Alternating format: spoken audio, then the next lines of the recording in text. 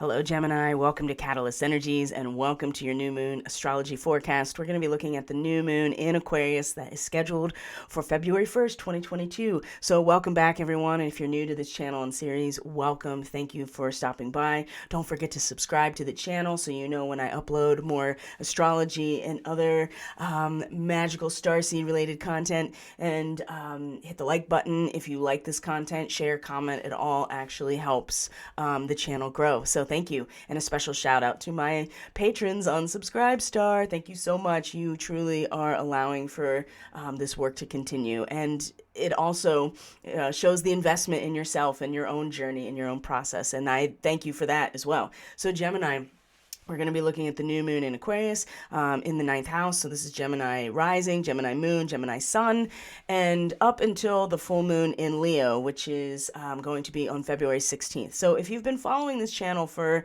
any amount of time, you know that the last couple of long-range reports that I've given for this time frame, even back to last spring, we've been talking about this time frame, mid-February, something breaks loose. And when we look at the chart for the full moon, it's come up in other videos, the Pleiadian revival. That'll be linked in the description box below if you haven't seen it. That is about the time frame with the nodes of the moon being in Pleiadian territory, right? The North Node in conjunction with the Pleiades star cluster. And again, this time frame of the full moon in mid-February, along with Venus and Mars coming together in a conjunction in your 8th house, Gemini. This is a very strong conflict that nobody is getting out of. We're all going to be facing it together, and it's very karmic. There's a lot of starseed markings involved with it. So later on, I'll show you some promotional material for starseed readings that I'm offering on a sale right now, if any of that speaks to you, because it's so much part of what's going on in this particular lunar cycle that's starting on the 1st. So Gemini, we're going to be looking at primarily where this new moon is happening in Aquarius, which is your 9th house. This is belief systems. This is higher education and foreign travel, but really it represents the actions that allow us to broaden our understanding, to synthesize information that we've analyzed into a conclusion, right? This is our dissertation. This is the area of the big picture. And so religions and philosophies and doctrines really stem from the 9th house, because this is where we come to really understand the process of alchemy and how to use it as a spiritual transformational tool. So there are the types of activities that can happen in the 9th house are things like foreign travel, or enrolling in or participating in higher education, giving a thesis or a dissertation, right? But just understanding in general. So foreign travel could also be very mystical too. And so shamanic journeying, astral travel, but also just a more in-depth study of the esoteric and those types of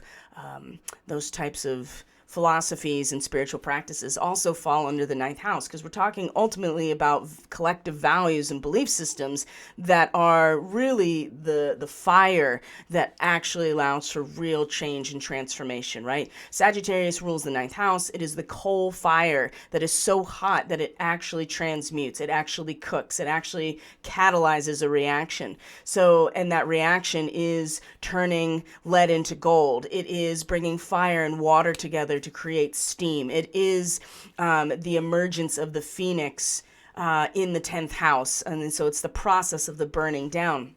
So for Gemini, this new moon in Aquarius, I mean, not only do you have Saturn here, it's going to be in conjunction with this new moon, there's a lot of connections with Uranus in your 12th house. And Uranus is really kind of the patron here of this new moon, because it rules Aquarius. And for Gemini, the spiritual journey in and of itself, it has been a restless search. It has been shifting. It's been consistently moving around. There hasn't been a lot of stability, but what it also has done is provided an opportunity to really look towards the future and to really open up that higher mind in a spiritual and transcendental sense in order to actually be almost like an avatar for our spiritual future. But it has been very restless, and there's been a lot of shifting, and there's been a lot of instability, but it also allows for innovation and thinking outside of the box. And really, there's a lot of trickster element with Uranus too, because it turns things sideways in order to create a crisis. And it's the lightning bolt that comes down and splits things or causes destruction that we can't really predict, but we could predict. And this is why this new moon is really important, because of what it represents for all of us, but for the Gemini person in particular, talking about belief systems and the understanding of how it all fits together is about fine-tuning that instrument to be able to make reasonable predictions or forecasts about how there's going to be a shift and a change. Now you have Saturn here, which is basically, since it's come into Aquarius, and depending on where your house cusps are, it's already been really giving you, it can be very limiting and binding in terms of belief systems, but what it also does, especially in Aquarius, because it's co-ruler of Aquarius, so it's also very strong here, it's given a system to things that you're understanding, right? Every experience that you incorporate into your analysis and coming to a conclusion about the big picture has to go through a very formulaic system, right? There's a protocol in place here around these higher mind and understanding and the process of transmutation that has kept you from being pulled into all kinds of other realms. And considering how unstable the 12th house of spiritual karma, the collective karma, the morphogenetic field, the Akash, right? The field of consciousness that we all return to, God, source, and what we surrender to, the 12th house. And oftentimes it is through isolation in some way that we come back to our own beginnings in the 12th house.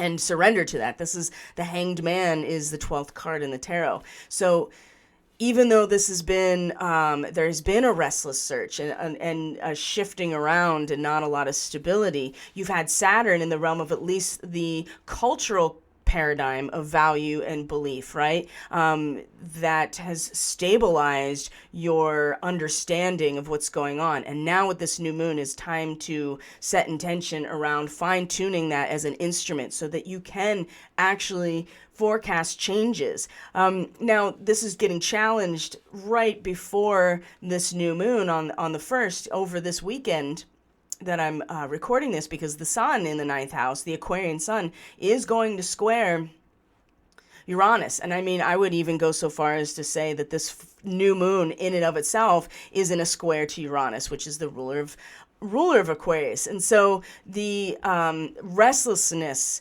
and the instability and possibly some unexpected outbursts with Uranus in Taurus, or unexpected outbursts in terms of your resources and the material reality around you, you may find that gets really loud or a lot more agitating and frustrating when the sun and the new moon itself is basically in this square angle. And it's important to be able to find that stillness within your own self in the midst of your understanding and the value system and the culture that you're part of, so that you are a stable body in this, and can be a guide in some ways, because this is about the social system and the belief systems that hold this social system together.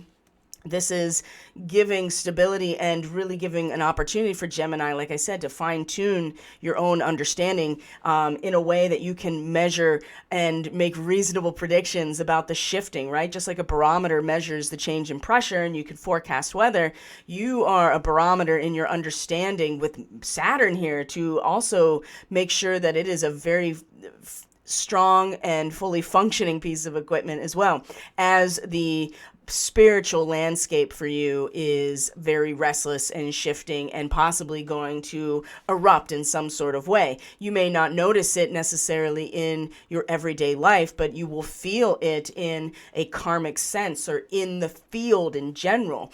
And that in itself can be very destabilizing. Notice too that the North Node, which is going to be making all kinds of connections to Mercury retrograde and Pluto over this next 2 weeks, and your eighth house is a big part of this story too, and has been for quite a while. But it's really starting to aggregate and come together in a very personally accessible way, because you have Mercury, you have Venus, you have Mars. These are all personal planets. So the areas of resource production, energy production, trust and intimacy, your business resources, and the returns on your investments of what is yours, right? Second house, which we have Lilith here, is still part of the conversation.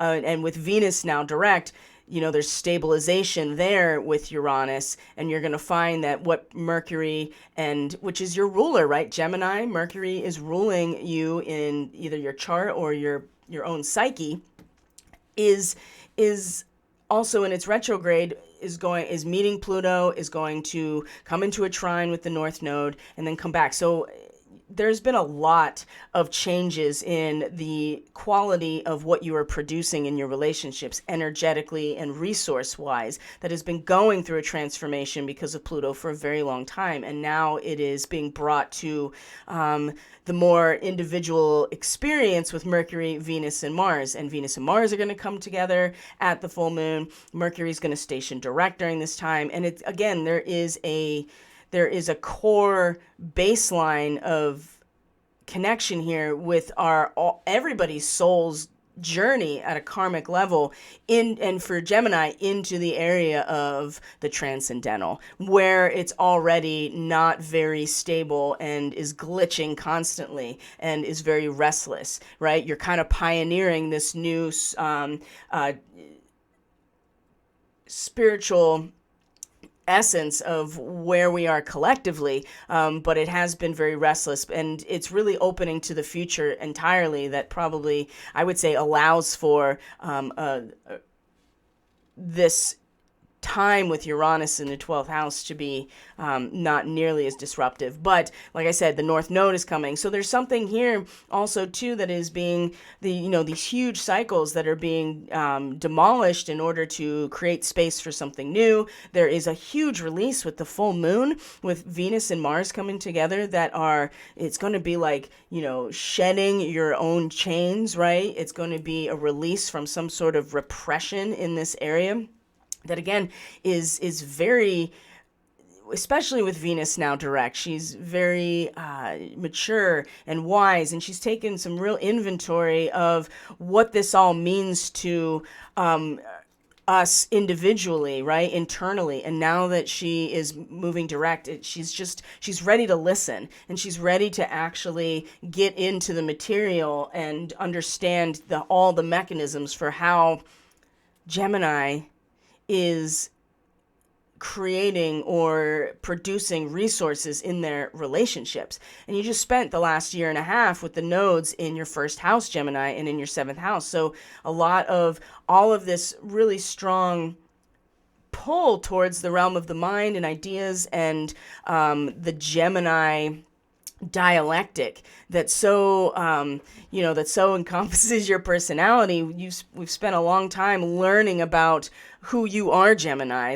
and you learning about yourself and really being drawn to evolve towards understanding yourself. And now the change has come where it's going to be a much more of a experience of surrender to the collective transcendental karma and into the future. So letting go and being patient and embodying this sense of wisdom around these issues is going to really help stabilize this area spiritually, because all of this is impacted, right? These are trines for the 8th and the 12th house. So they are naturally in a harmonious relationship, because the energy that you produce and the depth of feeling that is produced and is the result of relationship ultimately impacts the entire spiritual makeup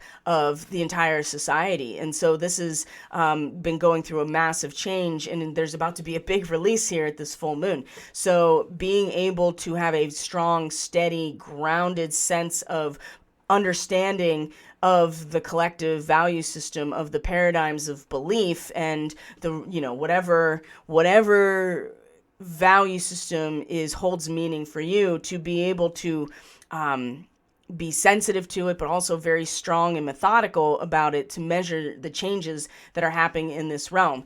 Because first of all, we have Lilith in your second house. This is also part of the story, because Lilith is in Cancer in your second house. What about what's mine, right? Lilith is going to emerge in a spectacular way that is very expressive. She demands to be heard. She demands to be seen and acknowledged. And if we try to stifle Lilith in the chart, or push her into the corner, she will find her way to be acknowledged, because she is the original blueprint of our ancient ancestry, this planet, right? The divine feminine in her wholeness. And there is something very primal here. And so in the second house, this is about mine. What resources are mine? And this is energetic, this is financial, this is your whatever generates income for you, your house, your land, the money in your bank account, right? Anything that you identify as yours, your body, your genetics, your DNA,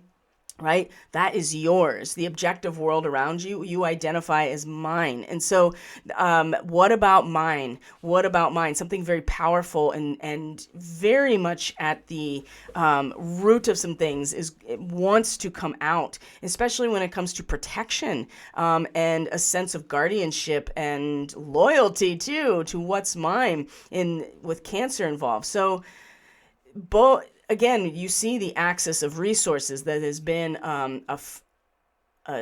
it has, and power, like energetic power, what is inherently powerful and valuable around you, what you consider yours, and then what you create in relationship with other, cooperation with other, which is what's been going through a really major transformation. There's something here about this expression that's going to come out, that needs to come out, that has to come out, and it's already been alluded to with the full moon in Cancer that happened in the middle of January, and now there is a way to invest this into, again, this restless search to be able to kind of see the bit. Well, open to the higher mind, right? In terms of allowing this expulsion to come through. And Venus in the opposite corner here is listening. She's listening. She's like a grandmother. She's patient. She's wise. She really wants to hear it. And she's also keeping the individual Gemini from completely, like, just, you know, going into full-on primal self-preservation of what is mine, right? To, like, just completely fold in on itself, or demand something about this. And it feels that Venus is, in her wisdom, in this sense of grace and patience and responsibility in Capricorn, is reminding the Gemini person to listen and to incorporate it into the concept of sharing. And there's a lot of value and warmth to the idea of sharing with Venus in the 8th house. And when she comes into that conjunction with Mars at the full moon, as we're going to see, again, there's some aspect about what has been produced in your relationships energetically, and the power that is generated. There's some aspect of it that's going to be will all be released. But for Gemini, it's going to be in this realm, so that you can really, I would say, so that you can truly open up to the future, our karmic future, and where we are going. And this is going to be, Gemini, a lot of the draw at a soul level now for the next year and a half is going to be in the area of surrendering to the flow of what is it spiritually, right? Going back to source. And there is a sense of future here with Uranus, but also, like I said, innovation outside of the box, higher mind, and pioneering in a spiritual and transcendental way. So Gemini, I mean, there's so much that has been learned over the past year and a half to 2 years about yourself, because we've all been pulled towards understanding what Gemini really means. And so now it's time to take that and go back into some sort of spiritual quest or search, as opposed to where where we've been karmically at a soul level, which is, doing the work on the self and getting really into the routines and the disciplines and the reconstitution and the investigation of the self. This is way more about just opening up to God's plan or the larger woo of the universe. So, and this is making all these connections to Lilith. So, and there's something about, I do feel like Gemini, there's this last little bit of like, this is mine and this is valuable and inherent and worthy in and of itself. And there's going to be some manner of wanting to acknowledge and protect that. And I think that's very important, because without a sense of real, without acknowledging value and worth in and of itself, like nothing else, if the soil isn't fertile, nothing is going to grow. And this is what the second house really represents, is the fertile land in which we are embedded. And there's something that the Gemini person still has to contend with about the value of what is, in order to make sense of the rest of this. So Venus is like a grandmother, and is patient and wise in Capricorn, and now moving direct. She's like, okay, I'm ready to listen. I'm ready to actually understand the inner workings of how energy is generated in my relationships, as based on who I am in these relationships. Now,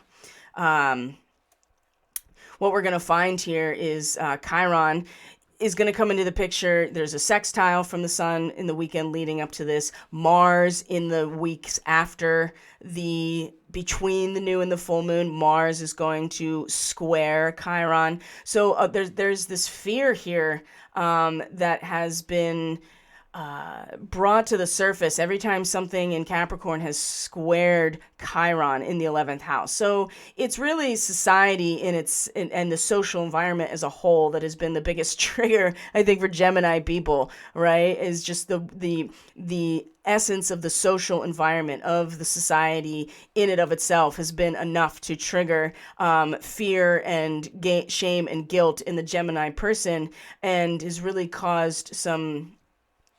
It really makes it difficult, I think, to actually trust anyone to come into more of an intimate, energy generating, energy producing type of relationship. So Mars is facing the fear, which is really great, and is in conjunction with a Lyran star in the Lyra constellation. So fearlessness and a sense of courage and a willingness to trust is going to, in some ways, it's going to be a square. So there's going to be conflict, and there's going to be frustration and challenge, because again, you're going to be like, society's fucked, right? And I don't want anything to do with this place, or the people in it. Like, I just, every time society disappoints me, and this is just the overlay of the narratives of these old identities. And as uncomfortable as it's going to be, Mars is going to be the agent that allows for a real courage and an overcoming of fear to outstretch the hand and be like, hey, like, we can't actually get anything done or accomplish anything, especially when we can't generate real resources if we don't trust each other. And this is going to be highlighted with that square, which I think is great. And again, there's an incredible opportunity here for healing when the sun over the weekend is in a sextile. I think this was on Friday, actually, that if we can see ourselves and our belief systems encompass the idea that people are really just people and not screens that we project our ideals onto, again, we can heal and let go some of these identities that have been imposed upon us that trigger us and keep us from really coming into full knowing of who we are. So lots of opportunities to heal Gemini, especially heal the trauma of just society in general and be like, this is, it's all screwed up. Like how can I trust anybody? Look at what is happening. So let's move on actually to, yes, let's move on to the full moon since we're getting kind of to the end of our time here. And Gemini, let's see here. We're going to look at the full moon in Leo. This is where all the starseed markings, and like I said, if you want to get an idea of the starseed aspect with this particular transit too, and how it fits into the larger Pleiadian revival, like I said, that's going to be linked in the description box below. And we are, that'll give some more context from a starseed position, like how important all of this is. Oops. No, let's go here. There we go. That's what I wanted to look at. All right, Gemini. So you can see the very obvious grand square here, right? So as if squares aren't bad enough, a grand square is a massive conflict that is not going to be gotten around. And as you can see here, this is like on your major axes here, Gemini, of your first, fourth, seventh, and 10th house. So this is about who you are and where your power comes from and goes. And these are galactic degrees with all of them, the sun, the moon. You can see it's 27 to 28 degrees that the full moon is at. These are galactic degrees for Pleiades and for Orion. The nodes are in galactic degrees for the Pleiades. This is especially the galactic degree for Atlantis at 20, anything from 25 to 27 degrees of Leo is what we're looking at. And this is where the full moon is. So this is a conflict nobody's getting around, number one. And number two, for Gemini, this is really on some of these very primary areas of life, of identity, and where you are rooted and where your power is released, your mission, right? And so there may be an overwhelm that you feel and experience in a mental way at this full moon, in terms of ideas and in terms of communication, and all the possibilities, right? It can either be overwhelming or it could be exciting. And I think this full moon is going to show like, how well you're able to store power, right? This last degrees of Aquarius here. How well you're able to store energy and power within your understanding, so that it's going to show just how well you can really hold, the potential of every idea you can imagine, right? The third house, which is, Gemini, this is, your third house is where you truly realize your full potential, which is Leo. So, because it's the mind.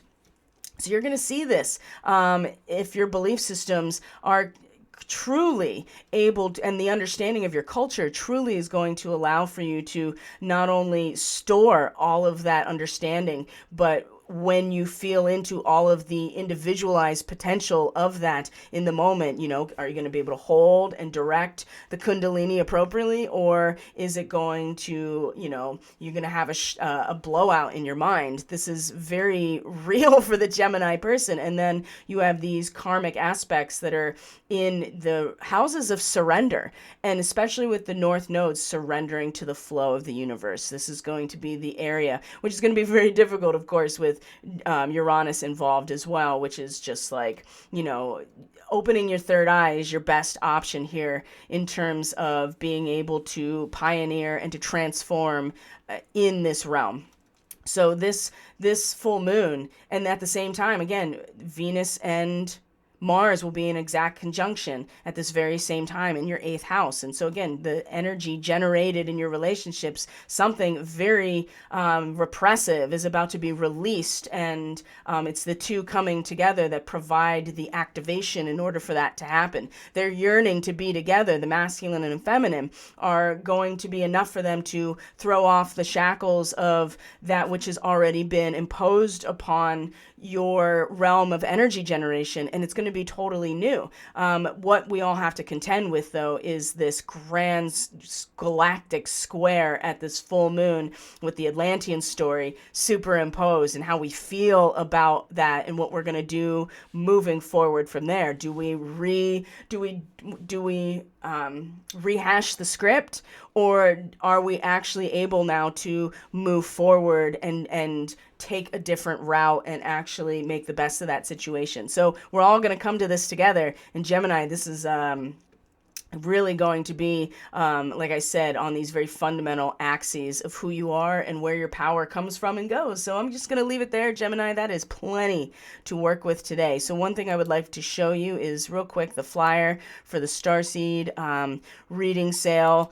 And 30 minutes for $44, 60 minutes. These are recorded readings. I don't offer the 30-minute reading because really, if you're going to go down this path, you want usually to get more. But if you're curious and you want to start the process and just know your starseed markings, the 30-minute is a great way to start that. And then from there, you can decide if you want to invest in a much more involved process of basically of like coaching and ministry. But you can go to my website. That's in the description box below if you want to reach out and book a service, see what else I have to offer, check out testimonials. But you can email me directly too if you want to, if you're interested in this. And Reiki, I'm just adding onto any service a 30-minute session for $22, which is a steal, right? I get so much intuitive information and energetic information just by channeling Reiki that it's always, as an add-on, it's always a nice addition, right, to any kind of service. So that's for you as well, my friends. Thank you for being here. I truly appreciate each and every one of you. I'll put your glyph back up so you can see it. And everything you need is in the description box below. Thank you so much for joining me. I truly appreciate you. If you want to support this work through Subscribestar, that is also linked in the description box below, and you can hang out at the end of this video to get more information. So until next time, Gemini, I'll see you on the full moon report, and have a great new moon. Take care of yourself, and we will touch base very soon. Bye.